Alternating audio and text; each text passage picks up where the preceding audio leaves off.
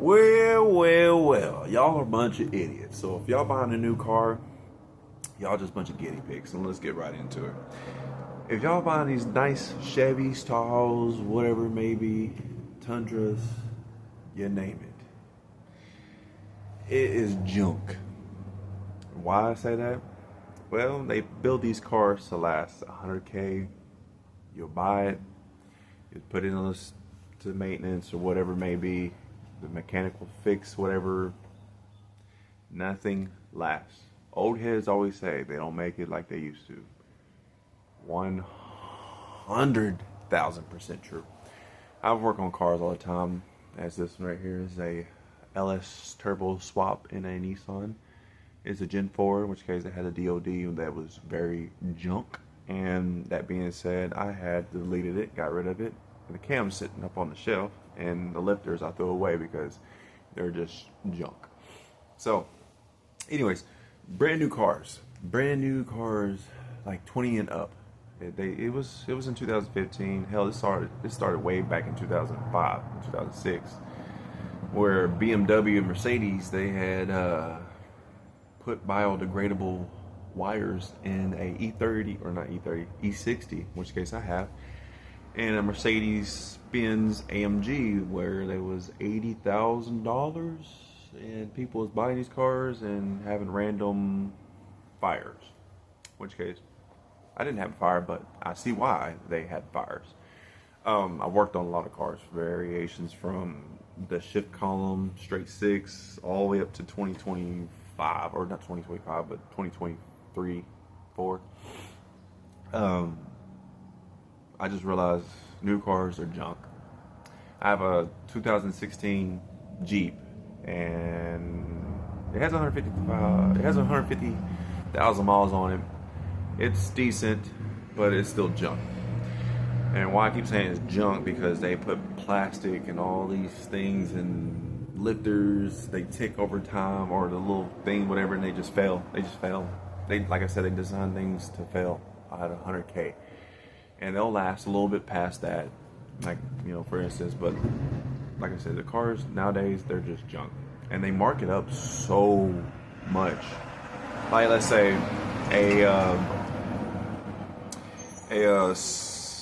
what is it, Silverado, the new Silverados, or the trucks, whatever, even the Escalades, they're nice, the GMs. But the freaking motors, the Gen 5 or Gen 6, I can't remember whichever. I know there's Gen 5s, but they have all these stuff on there, and those motors, they do not last. They just blow up. They grenade or piston rod, they just give out, and just... It's crazy, and it's just so normal now. Like, even the Toyota was marketed as a reliable car. Toyota owns Lexus, by the way. If you didn't know, now you know. But anyways, made cars that was so reliable that it was just, I used to have a Lexus 1UZ, the V8. It was a 4-liter, had over 250,000 miles, and I beat the crap out of that thing. Fun little car. It was a 92, it had heated seats. It was luxurious at the time, and that car was worth $40,000. That car worth $40,000 brand new and still on the road today shows its value. It was an asset. Cars nowadays, they're like $50,000, $60,000. They can only last 100K. Not even that. They don't even make it to 100K, and they blow up. So you're buying a car that had, okay, so let me backtrack. I had a car that had a lot of stuff that was features, and a lot of the cars nowadays, they say it's new. It is not new. It's been the same thing over the years.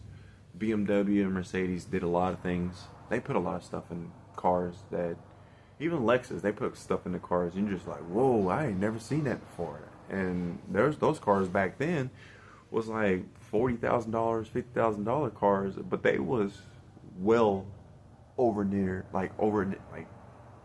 engineered and everything. It was just designed so well that you still see those cars on the road today.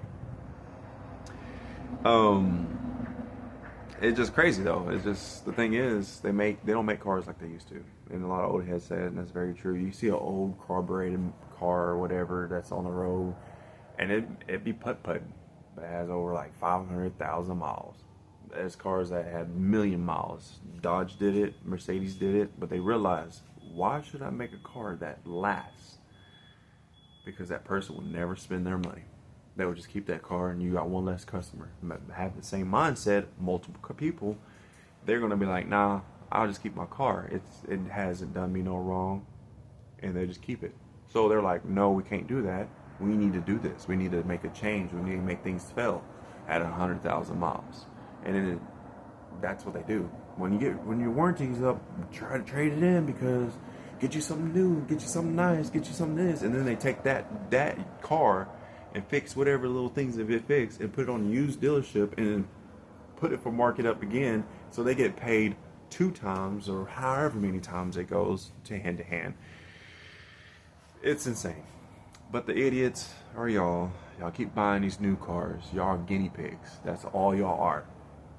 And the thing is, it's not lasting. These cars are literally blowing up the day they leave out the parking lot. There was the one that had 6 miles. It was I think it was a Volkswagen or something like that. The spark plug just shot out. It was tightening everything down. It stripped the threads and everything. Had to turn around and didn't make it 6 miles. Yep, they're brand new, 2024. Toyota with the V6, they're grenading. You're spending, literally, this is what you're spending. $50,000 is going to get you 50,000 miles on a lot of these cars. You're paying $1 per mile. That's all you're paying. And then you never own it. You will never own it.